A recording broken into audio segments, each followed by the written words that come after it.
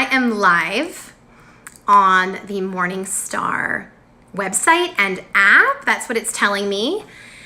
Please let me know if I'm sideways though.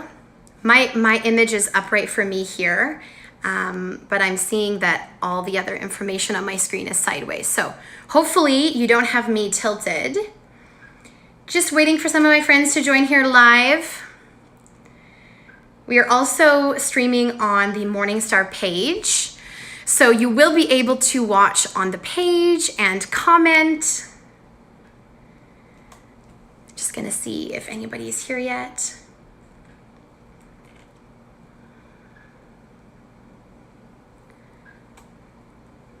We had a really great Sunday afternoon, my family and I.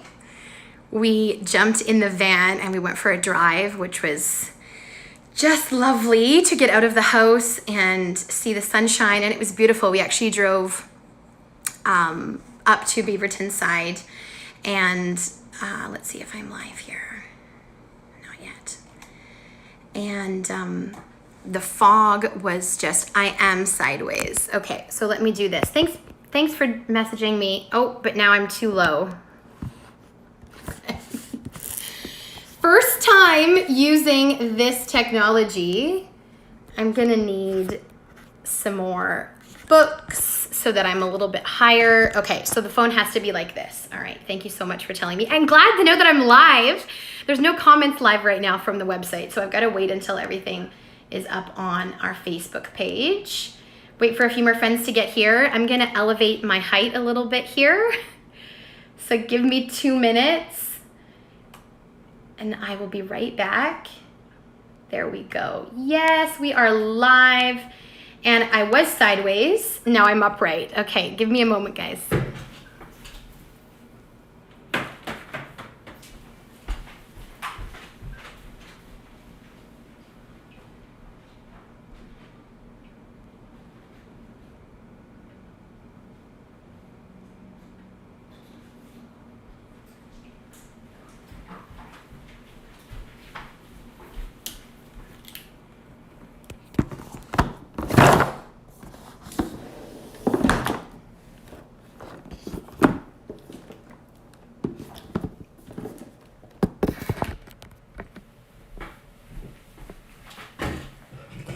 All right, how's that?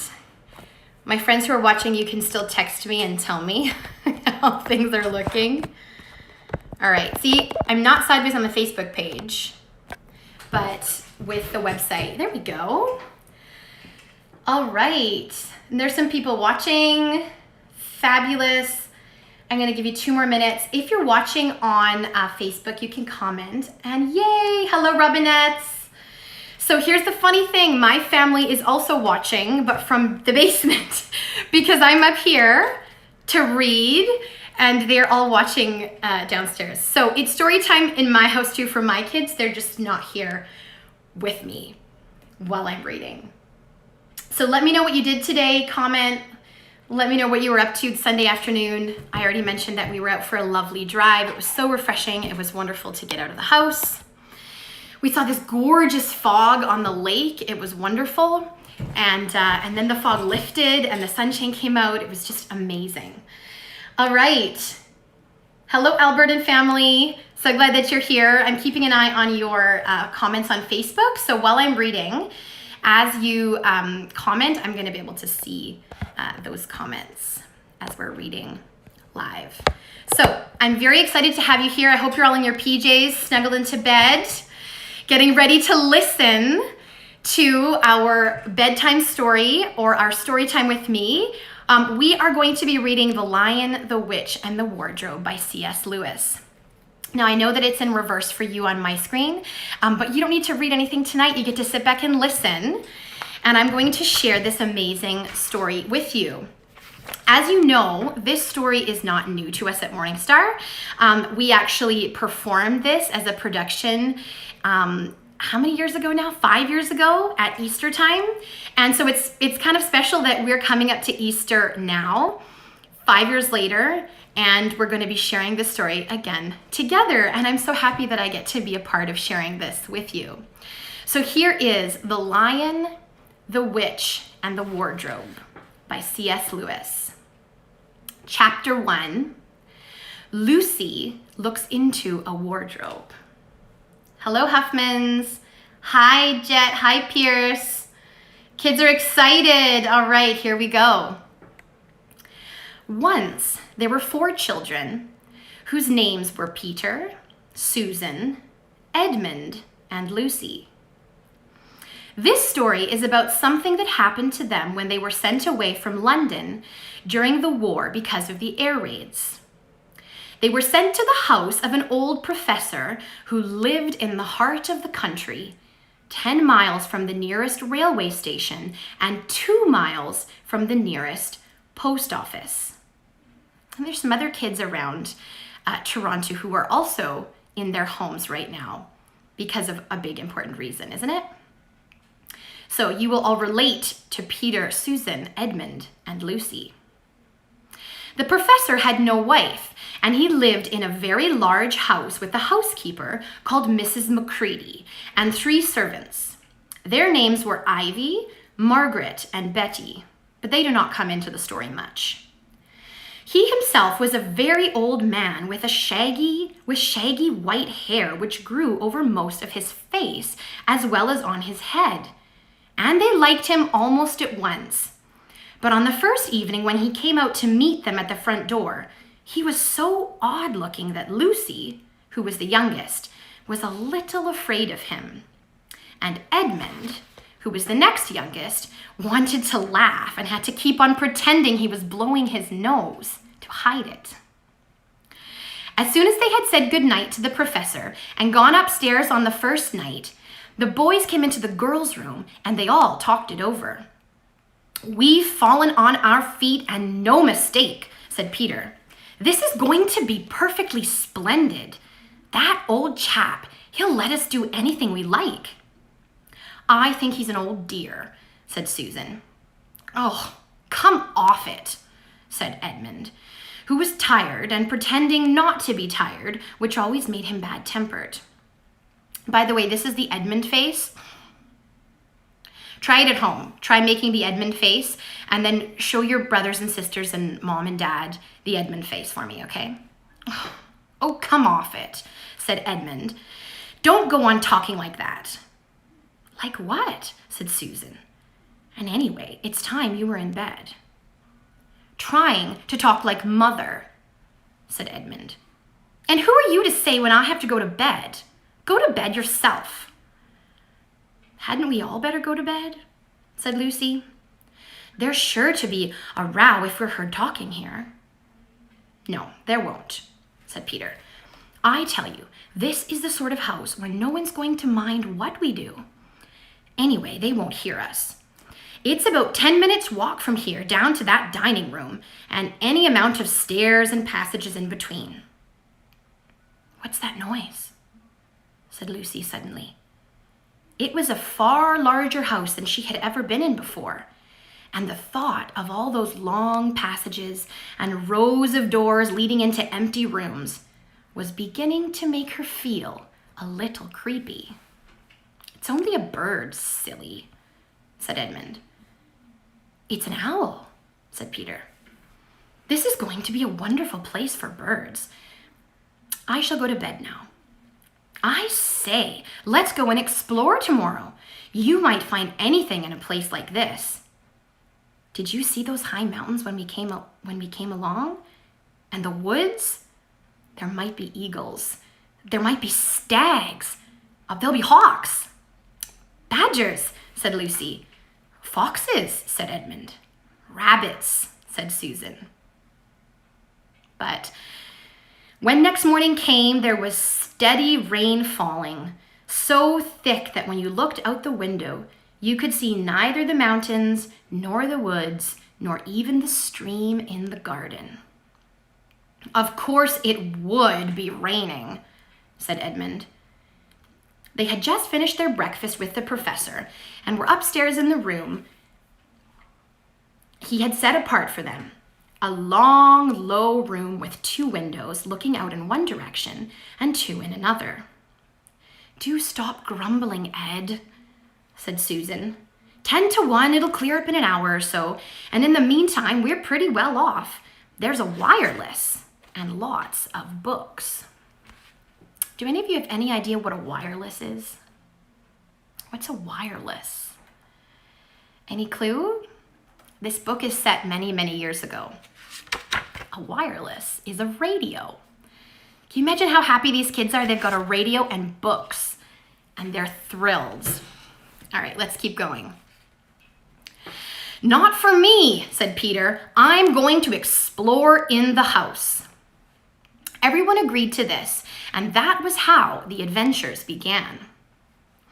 It was the sort of house that you never seem to come to the end of, and it was full of unexpected places. The first few doors they tried led only into spare bedrooms, as everyone had expected that they would. But soon they came to a very long room full of pictures, and there they found a suit of armor. And after that was a room all hung with green, with a harp in one corner. And then came 3 steps down and 5 steps up, and then a kind of a little upstairs hall and a door that led out onto a balcony. And then a whole series of rooms that led into each other and were lined with books. Most of them very old books, and some bigger than a Bible in a church. And shortly after that, they looked into a room that was quite empty, except for one big wardrobe, the sort that had a looking glass in the door. There was nothing else in the room at all except a dead blue bottle on the windowsill. Nothing here, said Peter, and they all trooped out again. All except Lucy. She stayed behind because she thought it would be worthwhile trying the door on the wardrobe, even though she felt almost sure that it would be locked. To her surprise, it opened quite easily, and 2 mothballs dropped out. Looking into the inside, she saw several coats hanging up, mostly long fur coats. There was nothing that Lucy liked so much as the smell and feel of fur. She immediately stepped into the wardrobe and got in among the coats and rubbed her face against them, leaving the door open, of course, because she knew it would be very foolish to shut oneself into any wardrobe. Soon she went further in and found that there was a second row of coats hanging up behind the first one. It was almost quite dark in there, and she kept her arms stretched out in front of her so as not to bump her face into the back of the wardrobe. She took a step further in, then 2 or 3 steps, always expecting to feel woodwork against the tip of her fingers. But she could not feel it. This must be a simply enormous wardrobe, thought Lucy, going still further in and pushing the soft folds of the coats aside to make room for her. Then she noticed that there was something crunching under her feet.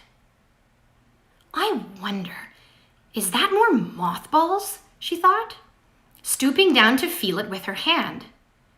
But instead of feeling the hard, smooth wood of the floor of the wardrobe, she felt something soft and powdery and extremely cold. This is very queer, she said, and she went on a step or 2 further. Next moment, she found that what was rubbing against her face and hands was no longer soft fur, but something hard and rough and even prickly. Why, this is just like branches of trees, exclaimed Lucy. And then she saw that there was a light ahead of her. Not a few inches away, where the back of the wardrobe ought to have been, but a long way off. Something cold and soft was falling on her. A moment later, she found that she was standing in the middle of a wood at nighttime with snow under her feet and snowflakes falling through the air. Lucy felt a little frightened, but she was very inquisitive and excited as well.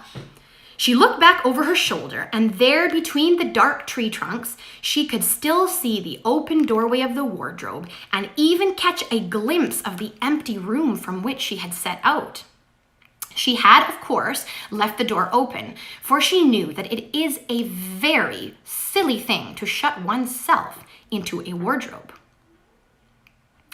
It seems to be still daylight there.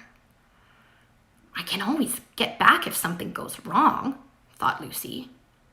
She began to walk forward, crunch, crunch, over the snow and through the wood toward the other light. In about 10 minutes, she reached it and found it was a lamppost. For those of you that like pictures, here's our lamppost. There is our lamppost. As she stood looking at it, wondering why there was a lamppost in the middle of a wood and wondering what to do next, she heard a pitter-patter of feet coming toward her. And soon after, a very strange person stepped out from among the trees into the light of the lamppost. He was only a little taller than Lucy herself, and he carried over his head an umbrella, white with snow. From the waist up, he was like a man, but his legs were shaped like a goat's. The hair on them was glossy black, and instead of feet, he had goat's hooves. He also had a tail. But Lucy did not notice this at first because it was neatly caught up over the arm that held the umbrella, so as to keep it from trailing in the snow. He had a red woolen muffler around his neck, and his skin was rather reddish too. He had a strange but pleasant little face with a short pointed beard and curly hair. And out of the hair there stuck 2 horns, one on each side of his forehead. One of his hands, as I have said, held the umbrella. In the other arm, he carried several brown paper parcels. What with the parcels and the snow, it looked just as if he'd been doing his Christmas shopping. He was a fawn. And when he saw Lucy, he gave such a start of surprise that he dropped all his parcels. "Goodness gracious me!" exclaimed the fawn. And that's the end of chapter 1. Do we want to hear another chapter?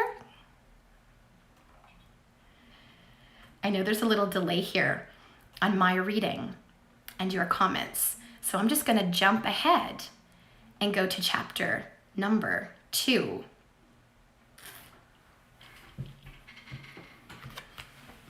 Maybe we're going to find out a little bit more about our new fawn here in chapter 2.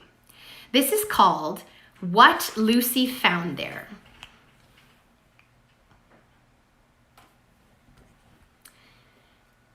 "Good evening," said Lucy.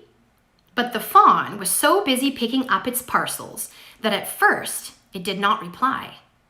When it had finished, it made her a little bow. "Good evening, said the fawn. "Excuse me, I don't want to be inquisitive, but should I be right in thinking that you are a daughter of Eve?" "My name's Lucy," she said, not quite understanding him. "But you are, forgive me, you are what they call a girl," said the fawn. "Of course I'm a girl," said Lucy. "You are in fact human." "Of course I'm human," said Lucy, still a little puzzled. To be sure, said the fawn. How stupid of me. I've never seen a son of Adam or a daughter of Eve before. I am delighted. That is to say, and then it stopped as if it had been going to say something that it had not intended, but had remembered in time. Delighted, it went on. Allow me to introduce myself. My name is Tumnus. I'm very pleased to meet you, Mr. Tumnus, said Lucy. And may I ask, oh, Lucy, daughter of Eve, said Mr. Tumnus, how have you come into Narnia? Narnia? What's that? Said Lucy. This is the land of Narnia, said the fawn, where we are now. All that lies between the lamppost and the great castle of Cair Paravel on the eastern sea. And you have come from the wild woods of the west? I got in through the wardrobe in the spare room, said Lucy. Ah, said Mr. Tumnus, in a rather melancholy voice. If only I had worked harder at geography when I was a fawn, I should no doubt know about all these strange countries. It is too late now. But they aren't countries at all, said Lucy, almost laughing. It's only just back there, at least. I'm not sure. It is summer there. Meanwhile, said Mr. Tumnus, it is winter in Narnia and has been for ever so long, and we both shall catch cold if we stand here talking in the snow. Daughter of Eve, from the far land of Spare where eternal summer reigns around the bright city of Wardrobe, how would it be if you came and had tea with me? Thank you, Mr. Tumnus, said Lucy, but I was wondering whether I ought to be getting back. It's only just around the corner, said the fawn, and there'll be a roaring fire and toast and sardines and cake.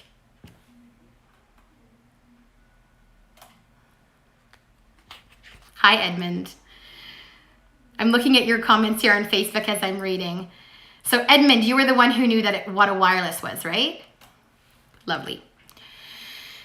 Well, it's very kind of you, said Lucy, but I shan't be able to stay long.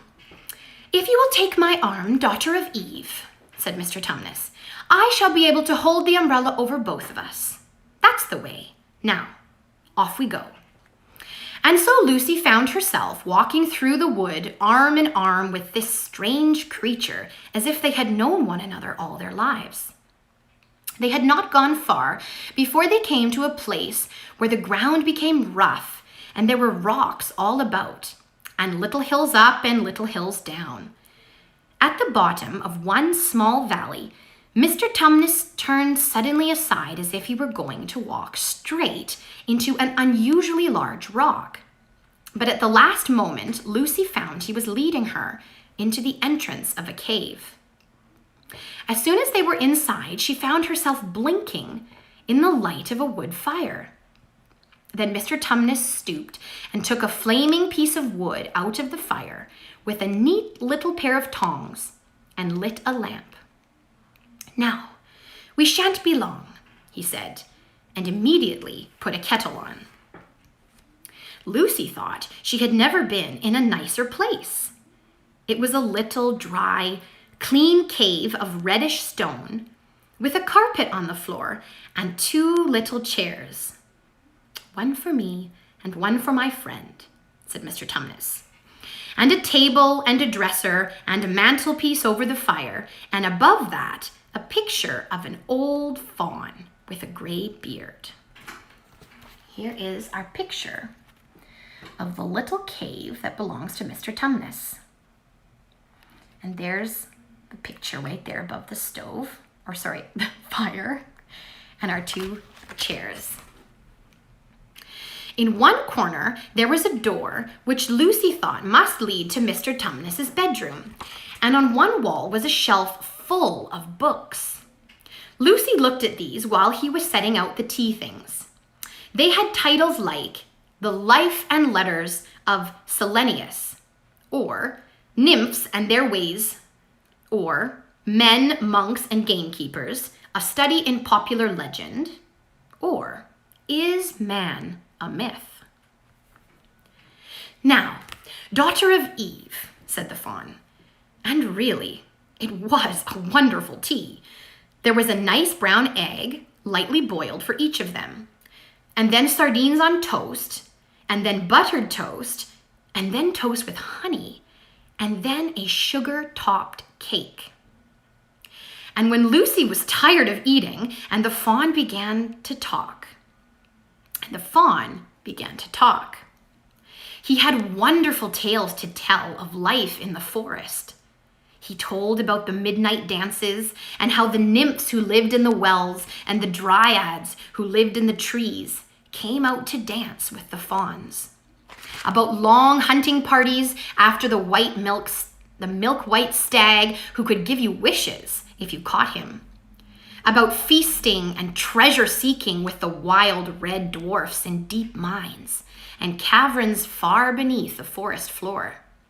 And then about summer, when the woods were green, and old Silenius on his fat donkey would come to visit them, and sometimes Bacchus himself, and then the streams would run with wine instead of water, and the whole forest would give itself up to jollification for weeks on end. Not that it isn't always winter now, he added gloomily. Then, to cheer himself up, he took out from its case on the dresser a strange little flute that looked as if it were made of straw, and he began to play. And the tune he played made Lucy want to cry and laugh and dance and go to sleep all at the same time. It must have been hours later when she shook herself and said, "Oh, Mr. Tumnus, I'm sorry to stop you. I do love that tune.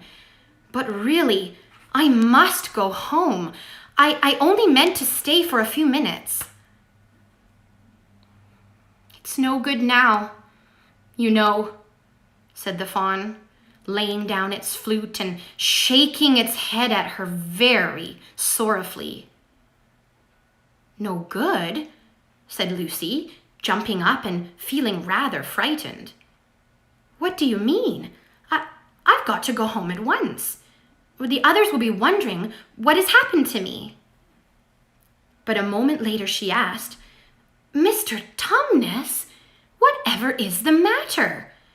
For the fawn's brown eyes had filled with tears, and the tears began trickling down its cheeks, and soon they were running off the end of its nose, and at last it covered its face with its hands and began to howl. "Mr. Tumnus! Mr. Tumnus!" said Lucy in great distress. Don't! What is the matter? Aren't you well?" "Dear Mr. Tumnus, do tell me what is wrong." But the fawn continued sobbing as if its heart would break. And even when Lucy went over and put her arms around him and lent him her handkerchief, he did not stop. He merely took the handkerchief and kept on using it, wringing it with both hands whenever it got too wet to be any more use, so that presently Lucy was standing in a damp patch. "Mr. Tumnus," bawled Lucy in one ear, shaking him, "do stop. Do stop it at once. You ought to be ashamed of yourself. A great big fawn like you. What on earth are you crying about?" Oh, sobbed Mr. Tumnus. "I'm crying because I'm such a bad fawn." "I don't think you're a bad fawn at all," said Lucy. "I think you are a very good fawn. You are the nicest fawn I've ever met." Oh, you wouldn't say it if you knew," replied Mr. Tumnus between his sobs. "No, I'm a bad fawn. I don't suppose there ever was a worse fawn since the beginning of the world." "But what have you done?" said Lucy. My old father now, said Mr. Tumnus. That's his picture over the mantelpiece. He would never have done a thing like this. A thing like what? Said Lucy. Like what I've done, said the fawn. Taken service under the White Witch. That's what I am. I'm in the pay of the White Witch. The White Witch? Who is she? Why, it is she that has got all Narnia under her thumb. It's she who makes it always winter and never Christmas. Think of that. How awful, said Lucy. But what does she pay you for? That's the worst of it, said Mr. Tumnus with a deep groan. I'm a kidnapper for her. That's what I am. Look at me, Dr. Aviv.